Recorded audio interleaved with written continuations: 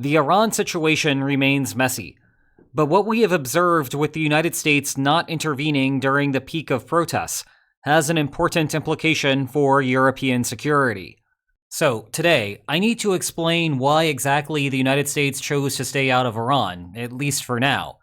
Some bad criticisms of the Trump administration for making that choice, and some good criticisms of the Trump administration for earlier structural decisions that led us to this situation. Then we can pivot back to Europe's future.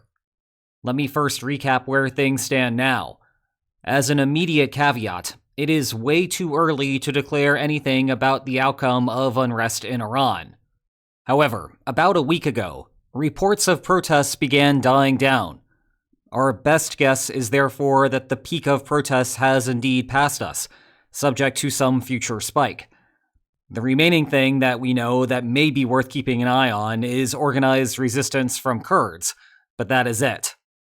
Now, our knowledge here is conflated by how Iran shut off the internet on January 8th, both as an attempt to interfere with protesters coordinating, and also to suppress from international audiences the details of any atrocities that the government may be perpetrating. In other words, it is possible that things are still bad, and we are just not seeing what is happening, but that does not seem to be the international consensus. Also worth noting is that the internet blackout is still in force. If Iran really believed that the threat had subsided, then the government would want to get the country back online. Aside from the present ebbs and flows, Iran has done nothing to address the underlying problems that inspired the protests: rampant inflation, a water shortage, and insufficient electricity production. If anything, the protests have made those situations worse. Now, I have heard suggestions that the failure to address those grievances will inevitably lead to a repetition of the protests at some point. Unfortunately, that is not how it works. Autocracies persist in environments where citizens are perennially upset, but live in fear of resisting the government. In other words, citizens coordinating on protests is rare and magical, and there is no guarantee that it will happen again. Keep that in mind for later. With that update and caveat aside, let's get to the right versus wrong criticism of the Trump administration's response. In light of nothing happening and the protests appearing to peter out, a common refrain is that we have seen yet another case of taco.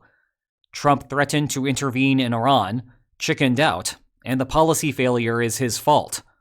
If you have been watching my coverage of the Iran protests, then you probably know where I am about to go with this. Actually, it also came up yesterday with Greenland. Trump acquired a reputation for chickening out because of his tariff policies. But he routinely backs off on this front because tariffs cause mutual harm. Everyone knows this, and so they do not provide the type of bargaining leverage commensurate with the threats that Trump issues. Trump's kinetic threats, though, are not subject to the same level of poultry. The United States can inflict disproportionate damage via military action. That is how we got an operation against the Houthis in Yemen, a bombing run against Iran's nuclear program, and the Special Maduro operation. All of these were in the first year of his term. It is hard to think of a recent president with a more adventurous first year than that. Here, though, a good intervention was just not feasible. Protests were occurring basically all over the country. The United States would have to run repeated strikes against small targets to get anywhere, and the naval assets to do so were not in the region. The most that the president was offered as an option was to use the destroyer USS Roosevelt, which counts for something but is incapable of miracles on its own. For those levying the taco accusation, I think part of the public's negative reaction to this is incorrectly colored by what they observed with the fracas in Caracas. Extrapolating from the single case makes it seem like the United States can just pluck leaders from their homes whenever the president orders it. Concentrating just on Venezuela, that ignores the months of intelligence work that went into planning the operation. The United States has the most powerful military in the world, yes, but brute force is better paired with the grace of a cunning plan. Extending to Iran, the United States has never had the ability to extract the Ayatollah in the blink of an eye, even if you gave the CIA years of time to prepare.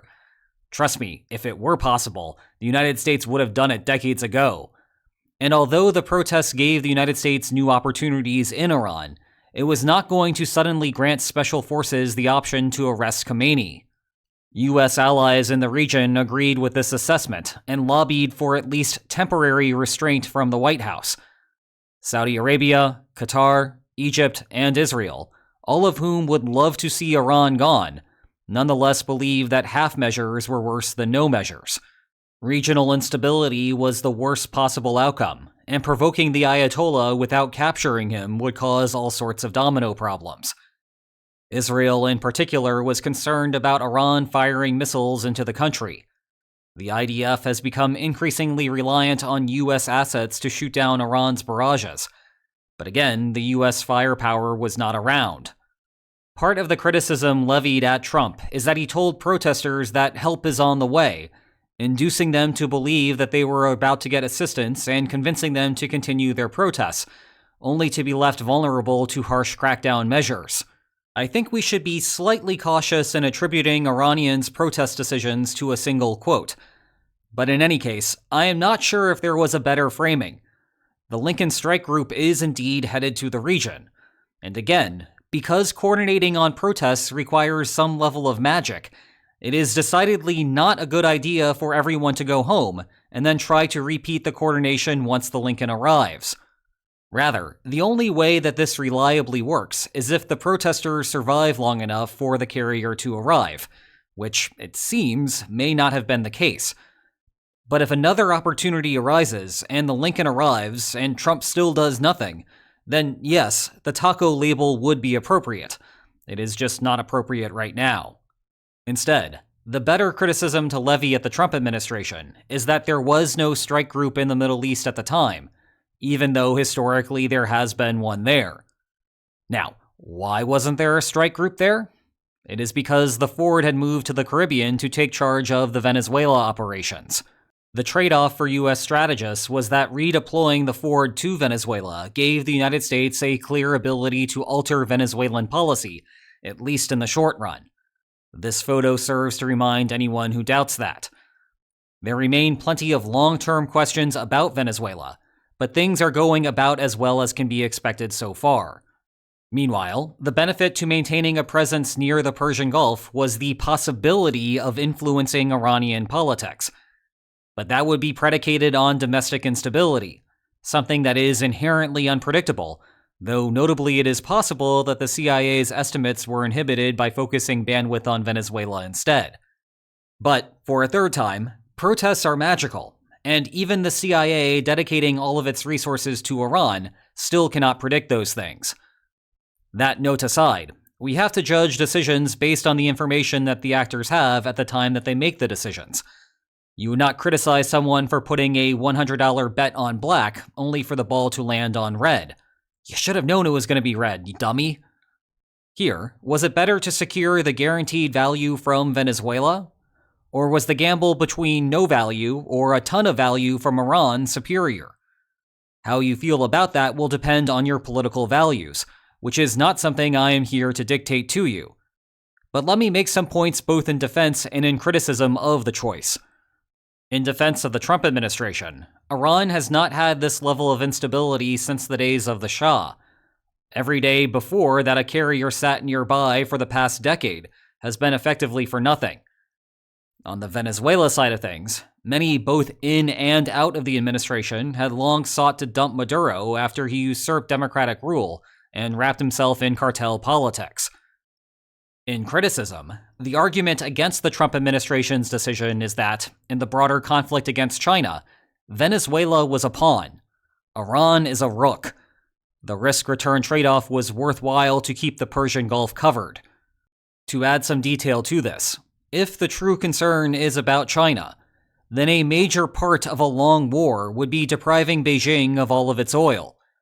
Actually, I was cleaning my office the other day when I found some notes from 2 months ago on this subject. It is worth a video of its own if the news cycle would ever slow down. But the point here is that even in the midst of a Taiwan crisis, shutting off the Venezuela tap would be relatively easy. It is in the United States' backyard, more or less. Iran, by contrast, would require sizable naval commitments in 2 far-flung locations, one in the Persian Gulf and one in the Taiwan Strait. Well, it looks like the Iranian rook is likely to stay on the board. So if you are not a fan, then the blame should go toward Trump's national security strategy as a whole. Zooming out, there is a broader lesson here for Europe about the limits of American power. Recall that the Lincoln redeployed to the Persian Gulf. And where, you may ask, did it depart from? The South China Sea. Moreover, the South China Sea in the middle of what seems to be record after record incursions by the PLA all around Taiwan. Even with the Indo-Pacific being the main US focus outside of the Americas, Washington is still facing a trade-off there. At this point, and especially following the Greenland gaslighting, Europe has become sufficiently skeptical of the Trump administration. I think we have finally seen Europe shifting to believe that the United States will focus on the Indo-Pacific if Russia and China coordinate World War III. That is, in part, why allies agreed to increase core defense spending to 3.5% of GDP at last year's Hague Summit. And one hopes that post-Greenland gaslighting, there will be follow-through there for Europe's sake. However, there remain some holdouts, with at least one country having officially rejected the metric, and various political parties within other countries lobbying against it. Let's ignore the bad faith actors that are doing this because they want Russia to succeed. Among good faith actors, part of this is predicated on thinking about the future of transatlantic relations.